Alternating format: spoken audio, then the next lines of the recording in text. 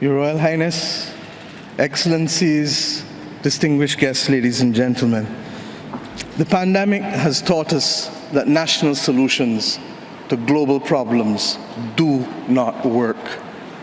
We come to Glasgow with global ambition to save our people and to save our planet, but we now find three gaps. On mitigation, climate pledges or NDCs. Without more, we will leave the world on a pathway to 2.7 degrees, and with more, we are still likely to get to 2 degrees. These commitments made by some are based on technologies yet to be developed, and this is at best reckless and at worst dangerous. On finance, we are $20 billion short of the $100 billion, and this commitment, even then, might only be met in 2023. On adaptation finance remains only at 25%, not the 50-50 split that was promised nor needed given the warming that is already taking place on this earth.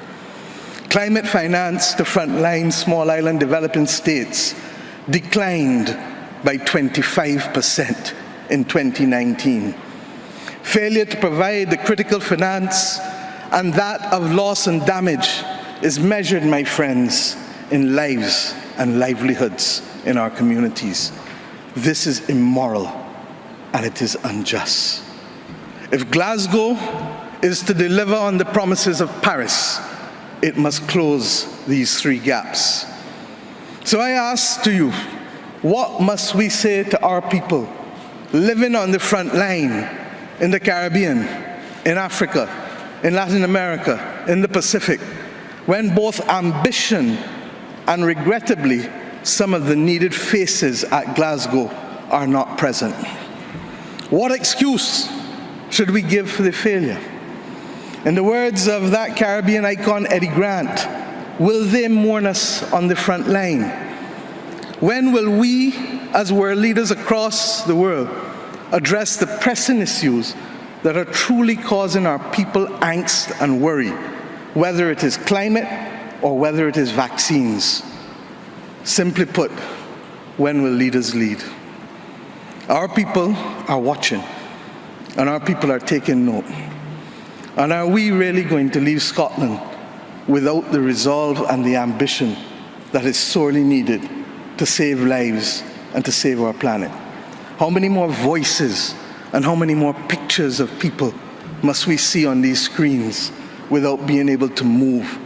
Or are we so blinded and hardened that we can no longer appreciate the cries of humanity?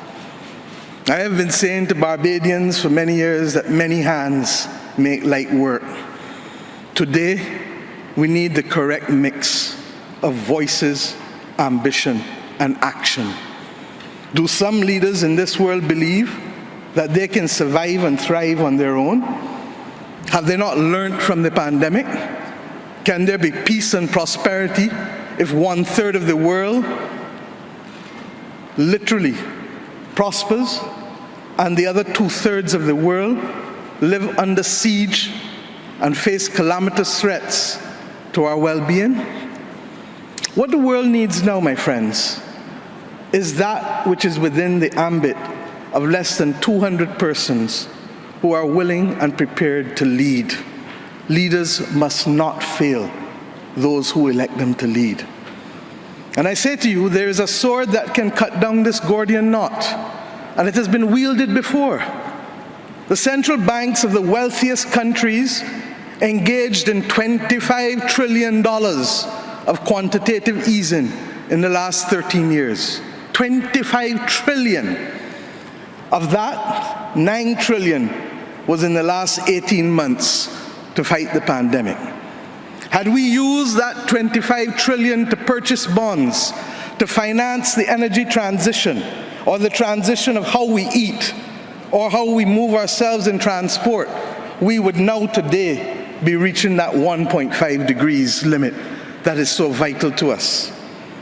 I say to you today in Glasgow that an annual increase in the SDRs of $500 billion a year for 20 years, put in a trust to finance the transition is the real gap, Secretary General, that we need to close, not the 50 billion being proposed for adaptation.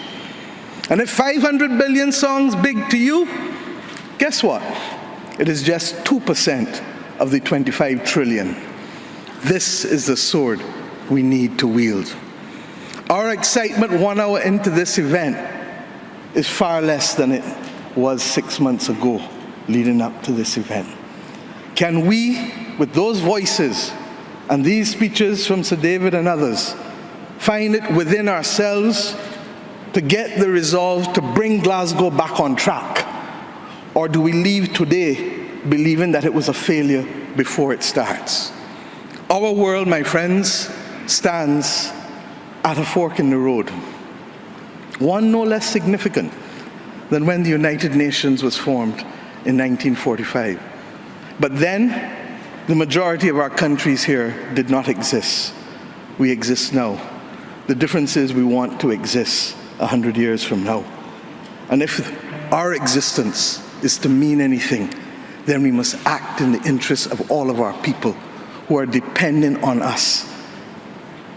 And if we don't, we will allow the path of greed and selfishness to sow the seeds of our common destruction. The leaders of today, not 2030, not 2050, must make this choice. It is in our hands, and our people and our planet need it more than ever. We can work with who is ready to go, because the train is ready to leave. And those who are not yet ready, we need to continue to ring circle and to remind them that their people, not our people, but their citizens, need them to get on board as soon as possible. Code red to the G7 countries.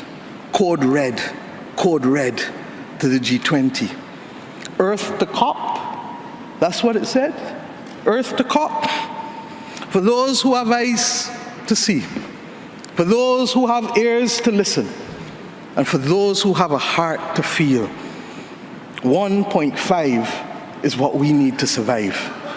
2 degrees, yes, SG, is a death sentence for the people of Antigua and Barbuda, for the people of the Maldives, for the people of Dominica and Fiji, for the people of Kenya and Mozambique, and yes, for the people of Samoa and Barbados.